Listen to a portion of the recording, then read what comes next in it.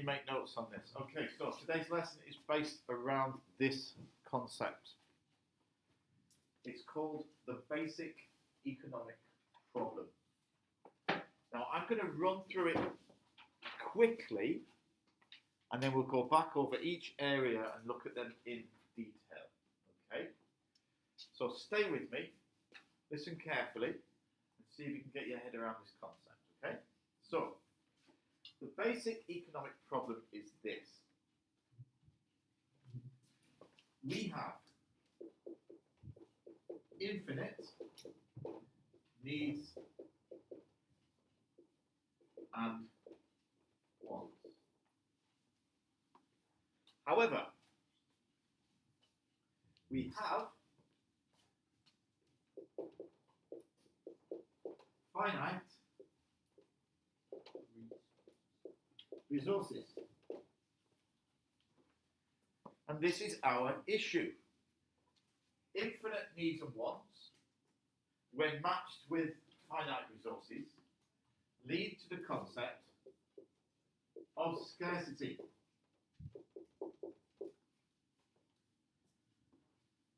And scarcity leads us to having to make choices. And choices lead to the economic concept of opportunity cost. There we go, that was quick, wasn't it? 2-minute lesson, right?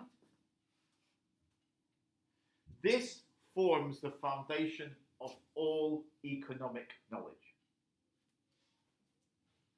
So regardless of how far you take your studies in economics, it all comes back to this one concept.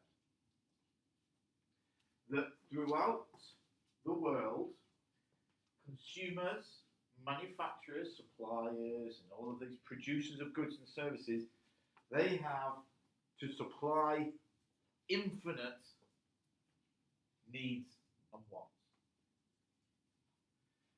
But they are trying to do so with finite resources.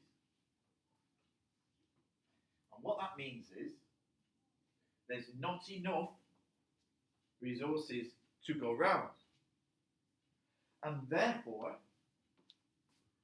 that leads to what we call scarcity. That scarcity means that we have to make a set of choices, whether that's a government making choices, individual consumers making choices, manufacturers making choices. They have to choose which resources will be used to produce and sell and consume which goods. And that leads us to this concept of opportunity cost. Okay? Max? So when something is scarce, the price of it goes up as well, right? Yes. This whole concept leads to the value of something being given a monetary value. So something is considered scarce when the demand is higher than the supply? No. No, not necessarily. Is something considered scarce? Something is considered scarce when there is a limited supply of it. Now, okay, there's a limited supply of lots of things, but that doesn't necessarily mean we attribute value to it. Okay? It's only because certain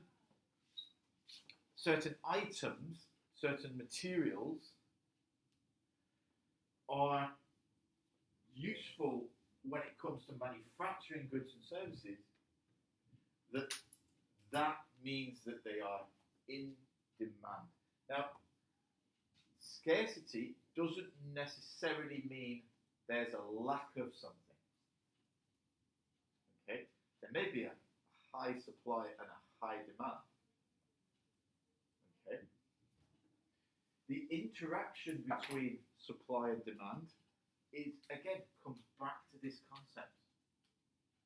And that is what will set the price. Now, let's go back just a little bit. Okay, let's look at these two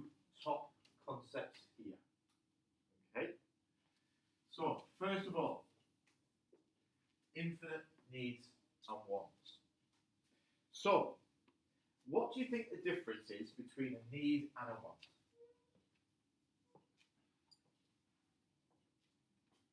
Belgium. A need is that you can't live without it, and a want you can live. Okay, good. So a need is something that is required for survival. Now, if we break it down to the basics, there's very few of these things. Who can think of some of the things that we need for survival? Max. Shelter, water, food. Stop right there. Shelter, food, water. You could argue something like clothing at a very basic level. Water, food, shelter, clothing. Those are the four concepts when we think about human needs. Food, shelter, water, let's say clothing. And we're not talking Gucci either, we're just talking about to keep your body temperature at a level that is going to help you to survive. These are survival needs. Now, do we have enough resources on the planet to produce everything we need for everyone's survival? Yes. Yes, we do. So why are there people starving to death? Because the distribution of the products is not well. The distribution of our resources is not as fair as it might be considered to be. If we've got enough resources for everyone to have shelter, why are there homeless people? They didn't choose the right Could be a path. government issue, yeah. But it could also mean that resources are not being effectively allocated. Okay. Does everybody on the planet have access to clean drinking water? No. No, they do not, do they? Again, we've got to ask ourselves, why is that the case? Is that a lack of the resources to be able to do that? Or is that a misallocation of resources? So we've got to start thinking about why does some forms of scarcity exist when maybe they shouldn't? Again, that's a value judgment on my part, isn't it? Okay? It's not technically economics. Yes? I think it's probably not, like in most places, it's probably not even a thing mattering there's not enough resources, but not enough money. So most regions just don't have enough money to basically supply everyone in that zone, I guess. Yeah, I mean, it's funny, isn't it? I mean, money doesn't enter into this conversation really, because money is effectively a way for us to transfer resources from one person to another. And we'll look at that in more detail later on in the course, because money simply acts as a go-between. Money is just a way for us to, it's the oil in the engine, if you like. It's what allows the transfer of resources from one group of people to another group of people. I think it depends on where you are geographically, of course, and it depends on your natural resources as well. So if you're living in the middle of the desert, don't be surprised if you turn the tap on and there's no water coming out, right? So there are different geographical concepts that you need to take into account as well. But to say that we do have enough resources to be able to meet our basic human needs, I think is a fair statement. Okay? But this is something that we can live with, right? We've only got a certain amount of people on the planet. Those people need food, water, shelter, and clothing. Those are our economic needs, our human needs. But this is the tricky bit, because we also have our wants. Now this is where once we've got our basic survival in place, we then start to add things on top of it. And once we start to add things on top of it, and we start to actually say, okay, well, instead of having instead of walking to get the water, I'm going to have a little cart to get the water. I'm going to have a horse, a donkey, a car, a BMW, a Mercedes. Okay? We start to add to it our consumer wants. And the thing about those is, these are unlimited.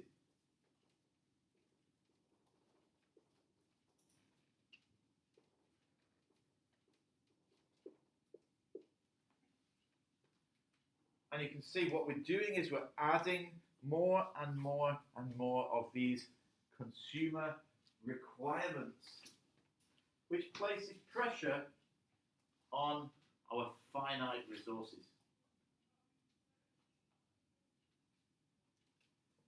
When we add these things up, they are infinite. Human nature will never get to the point where we say, actually, I've got enough, thanks, I'm fine. We will always end up saying, actually, no, I would like to innovate. I want another type of product. I want a new generation. This is old-fashioned. I want something new. It's part of the evolution. Okay, and you can see over the course of the last 2,000 years that evolution has almost sped up in that aspect. That we now consume resources a lot quicker than those resources are ever going to be replaced. And this, of course, is leading to more and more scarcity. The economists of the world agree that future wars will not be fought over territory, they will be fought over access to resources. We can already see it, can't we? I don't know if you've been watching the news, but there's some issues with Afghanistan at the moment. There's been issues with Iran, Iraq.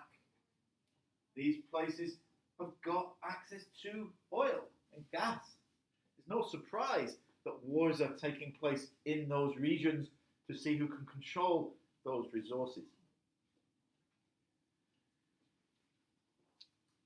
Potentially, future wars will be fought to gain access to fresh water as it becomes more and more of a scarce resource. So let's look at those resources in a bit more detail. The email that I sent you today does have some basic economic notes about these resources. You don't necessarily have to write them down. You can look at them and they're in your book. Whereabouts, Mr. Gavin? Page 8 and 9, unit 2. The resources? Where are the resources? Where are my resources? Economic resources. So page 10. Yeah. These are what we call our factors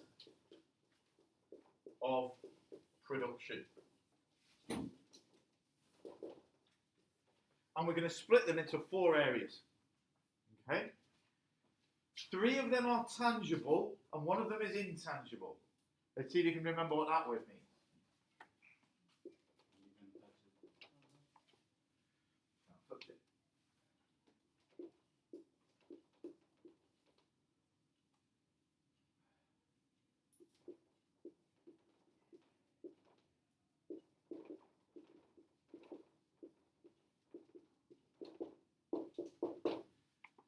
Can anyone describe any of those 4 things?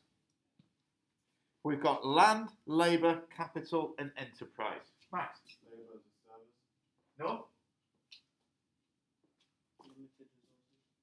No, these are all limited resources. Yeah, you can argue that enterprise is not always limited and shouldn't be limited. Which one of those am I? You are labor. I am labour. Okay. Labour is workers, human beings that are willing to work, normally in return for money, right? Which money in turn gives you access to resources. But labour, this is the working population. Okay, we're at around 7.1, 7.2 billion, something like that, I think, people on the planet. That represents the human capital on the planet, the labour that's available. Yes? How is labour not a service? Because basically you're teaching us, right? And you get money for your service to us, right? Yes, but we wouldn't describe it as a service. A service is not necessarily. It's not anybody that's working. Yeah. So if I'm manufacturing a product, I'm in the manufacturing industries. I'm not in the service industry. You're right. What I'm doing now, I work in the service industry. Yeah. But there are people that work in the agricultural industries. You wouldn't consider that to be a service. There's people who work in factories manufacturing goods. You wouldn't consider that to be a service. Okay, it's only people in the service industries that are providing a service for their customers. So, for example, a waiter. A waiter, a waiter's a good example, yeah. Okay. They're working in the service industry. Right? There's 7.9. Sorry? 7.9. 7.9? People keep having babies. Yeah, there's You shouldn't be joking. I know. 7.9, that's going yeah, up quick. there's a population growth of like Yeah, that's going up quick, huh? It's going up quick. 150,000 per day. It's going up quick. It's going up quick. I think there's actually a live meter that runs that you can actually follow and it ticks over. Well, that's it, yeah? It's clever, isn't it? Some of those are really interesting if you look at those. Yeah. Try US debt or something like that. Yeah. There's 96,000 deaths today and 230,000 births. Well, that's nice, isn't it? Yeah, but we're gonna get like 8 billion soon. Yeah, exactly. And of course, don't forget, the more people that are adding to this side of the equation, the less there is to go round. You know? So we're very lucky where we are in Europe that we've got access to a large amount of resources. Whereas if you think about the population size in somewhere like India or China, both of those countries are over 1 billion now. You know, their lack of resources is becoming a real issue, a real problem. You know, and that's only something that's going to continue onwards. But by the time your grandchildren are my age, we could be in big trouble.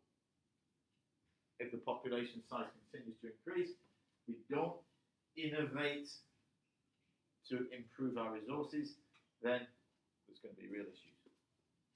But let's look at these. Let's go back and look at these. So labour, this is our workload. This is our labour force. It's the people, the human capital on the planet. What about land? What do you think that includes? Natural resources. Yeah, well done, Eddie. Did you read it in the book? Well done. So what you've got there is you've got all of the natural resources that are available for us to extract from the planet. Okay, you can start, your brain should also start thinking about, okay, what types of things do we extract from the earth?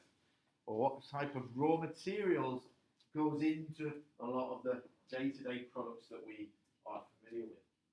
Okay, those are our natural resources. It could range from things like agricultural products. It could be things like timber. It could be metals. It could be things like building materials. It could be things like oil and gas. It could be, well, any raw material you can find. Glass, for example, comes from a base of sand. Okay, so we've got things like that. The tyre on my car was made from rubber. Rubber effectively comes from, well, it's probably synthetic now, but it would originally have come from trees. Yeah, rubber trees, plantations. So we've got raw materials, human capital. So what's capital? The money or amount of something that you use to create something. Good, okay, it's money, but it's more than just money. It's money that is invested. Okay, that's a good way of understanding what we mean by capital. Okay, don't forget, Max, important, that's the first time we've come across money in this whole scenario there, right? Mm-hmm. Because as you were saying earlier, it's one of our resources and it gives us access to other resources. It's used as a way for us to develop more products. Okay, a capital good is normally a product that is used to produce more goods, like a machine. Okay, And lastly, the intangible one. Enterprise. Max, what's enterprise? German, what's enterprise? The risk. Get it. Anyone? Do you know what enterprise? Have you heard that word before? Have you heard the word entrepreneur before? Yes, it's What's that mean? it's a car hiring company. It is. It's a car rental company. But that's not what it is. It's not a small business, but that's not a bad guess. A project? It's a small business idea, or actually a small businessman or woman, right? It's the entrepreneur is the person that has the idea, that takes the risk, that launches a new business, that comes up with a new idea, comes up with an innovation, and they're the ones that drive the development of new products and services. Is that more or less what you were going to say, Bolton? Are you comfortable with that concept? Now, why is that on the list? That's put your phone away, lad. Why is that on the list? Because it provides us with new things we can do, maybe. Because it's part of meeting our needs and wants, isn't it? That those are the people that are going to take the risk to make the profit, to make these things happen. Okay? And that is, it's intangible, okay, which means that it's not a physical resource, it's intangible. Okay? Intangible. Max, put your phone away, lad. Now, one of the things that we know about these factors of production. Phone away. I literally just have it in my hand, it's off. Well, put it in your pocket. Alright, leave it there. Thank you. So, these things are limited. Okay? And now what we're going to do, we're going to split these resources into two areas. It's something that I've mentioned before here. That some of these resources are renewable and some of these resources are non-renewable. Are we comfortable with that concept? Do you understand what the word renewable means? Can you give me an example of a resource from this area that is non-renewable? From what area? This area. What? Non-renewable resource. Can you think of a resource that we have on the planet that's non-renewable? Gas. Copper. Land. Gas. Gas. Copper. Oil. Copper's a good one. Oil. Coal. Or coal. Oil. Oil. Gas. Gold. Are you reading from the book again, Eddie? Yeah. Good lad. Yeah? Do read the book. I encourage it. Yeah, these are the things that we have a limited supply of.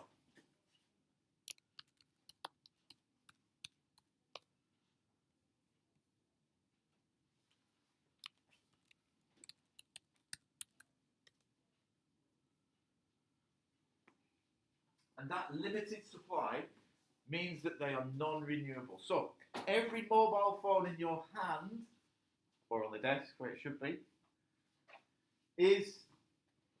contains a little teeny tiny bit of gold. Okay? Gold is what's called a superconductor. Okay? It's great for transferring stuff on electronic motherboards and through microchips. It transfers electricity extremely efficiently. Okay? Which makes it really valuable. But it's really scarce. Okay? So we have to be aware that we've got a limited amount of it. Alright, we might still be discovering a few little bits of gold here and there, and we are adding to the size of the supply, but it's pretty tough to get at, and it's becoming harder to get at. But we're still using it at a faster rate than it is being renewed. It is a non-renewable resource. Can we think of a resource that is renewable?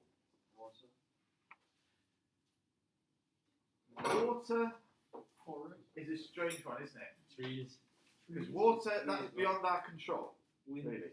But it's not really a limited amount. Fish. Yeah, I'll come back to that.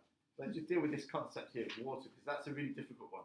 Because as it rains. Water is a limited resource. Okay, Well, so about the Earth got the Earth is covered in about 70% water. We're cool with that, yeah? Okay. So of that water, about 7% of it is fresh water. Okay. So that leaves us with 93% of water that is salt water that is not really consumable. If we consume that, we're not going to be able to cope with it. We die. Okay. No, Yeah. you're not gonna die. Yeah, you will then. Yeah, you do. So if I drank salt water instead of fresh water, Yeah, but we'll you try. can drink. then no, I mean you can have some. Don't get me wrong. Go in the sea and don't you're not No, going but to dry when you come they out. But if you sell- drink it every day. And pharmacies, they sell seawater Okay, to drink. it's not to be drunk. It's not to be drunk by itself. It's not to be drunk. But let's think about this, because fresh water isn't just for us to drink as it comes out of a tap or out of a bottle, right? It's actually, more accurately, it's mainly used by our agricultural industries. Okay? Now, we can do our best to collect as much of that water as we can and then recycle it. Not really. But there's a limited supply of it.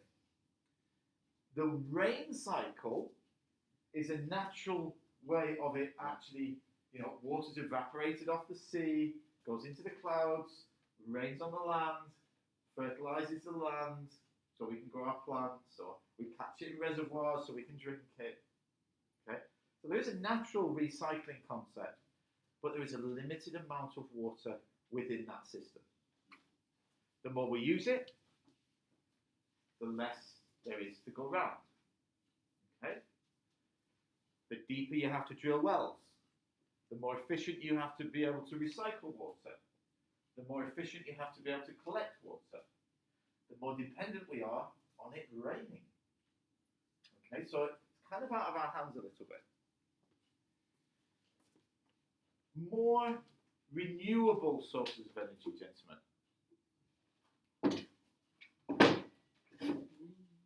You mentioned fish. Tree.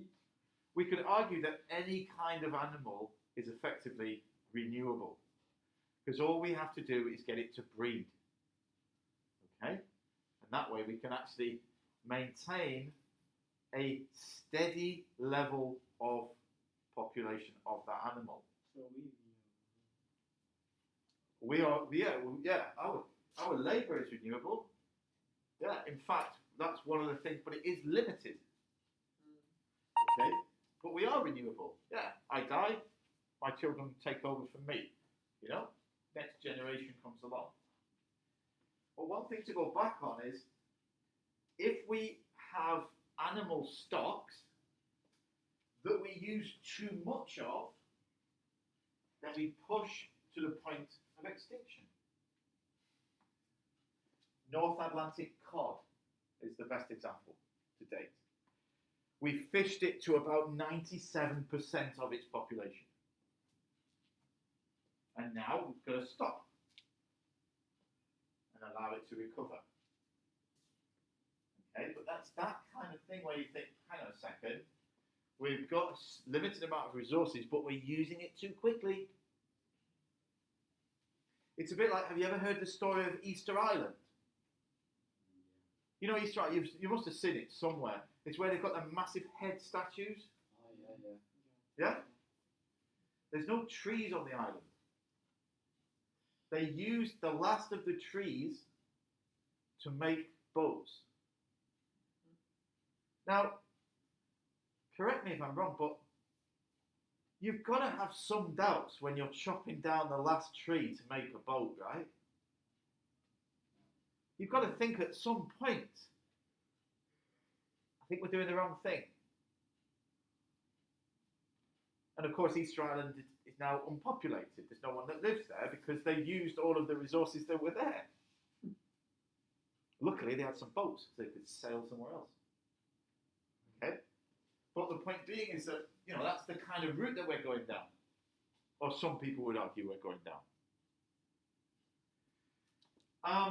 factors of production are either renewable or non-renewable. Right, gentlemen, I'm going to hand over to you for a moment. What I want you to do is I want you to take a look. Can I simplify this for a second? Sure. I want you to clarify your understanding for me.